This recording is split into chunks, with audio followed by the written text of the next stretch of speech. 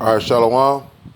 For the foremost, I want to give our praise, glory, and honor to Yahweh, Ba'ashem, Yahweh Shai, Ba'ashem Rakakwadash.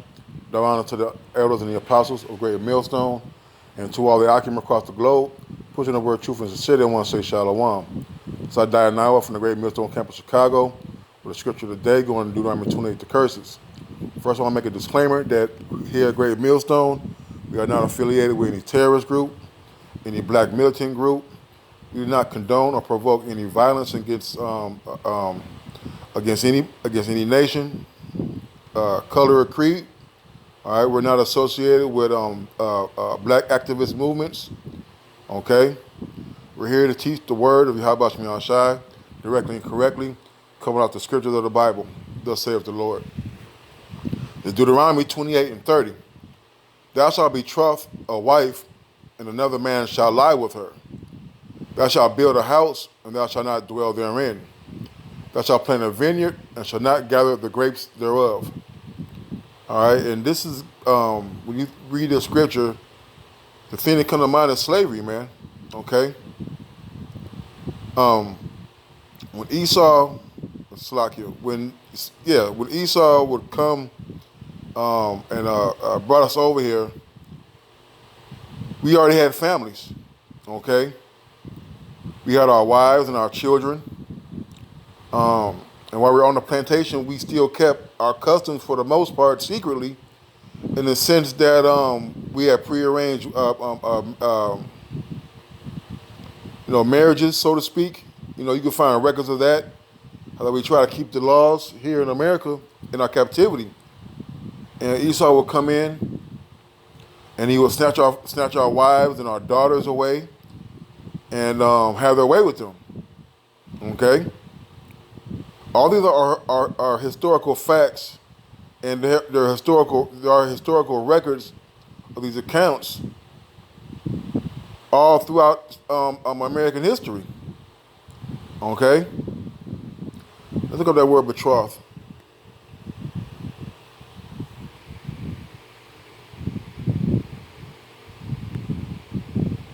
So, Lakia, it's going to take a hot second. Betroth. To engage, okay? To be engaged. All right? So Esau would take our fiance and, hey, in some cases, well, it says wife, but we know Esau was also taking our men too, man, It says, thou shalt betroth a wife, and another man shall lie with her. Right, because what Esau would do, he would try to create the super slave. And what he would do, he would take slaves who had better attributes physically and, physically over other so-called slaves, over other slaves. And what he would do, he was, for lack of a better word, he would breed them. All right, so you may have a wife who has, who may be tall and, maybe, have good bone structure. And you may be, a smaller guy or whatever. And they'll take your wife and give him to somebody else. Give her to somebody else. All right? And this is also a record, man, where you get the term motherfucker from, man. Where they would take son and mother, all right, and they would put bags over their head and they'll make them have sex, man. All right. He said, thou shalt betroth a wife, and another man shall lie with her. Thou shalt build a house, and it shall not dwell therein. All right, a lot of these plantations were built by well, not a lot. Most of these plantations were built by Israelites, man. Those great plantations you see in the South, all right, and they were built on the backs and on the blood, sweat, and tears of our forefathers, man. And even to this day, all right, you can, guys used to work in construction. We would go out and we'll, lay the foundation of the plumbing and, these $500,000 houses, $200,000, $300,000, $400,000 homes. Okay, and we would have no chance of even dreaming to own one of them, man. All right, so there's nothing new up under the sun. All right, America was built on the back and the sweat and the tears and the blood of you so-called Israelites, man. The Native Americans, the Latinos, and the Negroes, man. So it says, thou shalt plant a vineyard and shall not gather the grapes thereof. And it is bugged out, through the spirit that Elder Yahshua did a sit down. Not Elder Yahshua. Hold on, let me see if I can get it real quick. Let me see if I can get it real quick.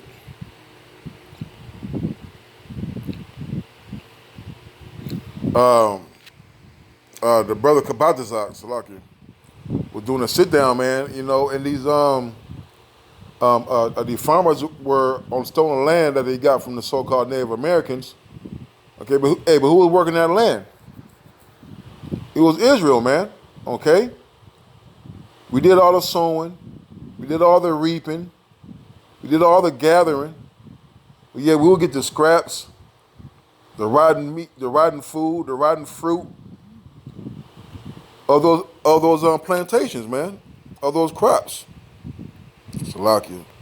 All right. Deuteronomy 28:30 says, "Thou shalt betroth a wife, and another man shall lie with her." And you can watch plenty of movies, Roots and Goodbye Uncle Tom. Okay.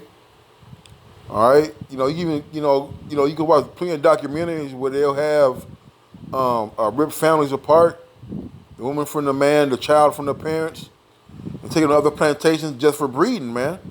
That's what they consider you as, just a breeding stock. Thou shalt betroth a wife, and another man shall lie with her. Thou shalt build a house and shall not dwell therein, man. Right, man. You look at these houses that these Edomites were living in the 1800s, man, the 1600s. All right, and Jacob lived in the back of the field, in the back of the plot of the land, and leaky roofs and crickety floors. All right, discarded wood that wasn't used in the building of the master's house.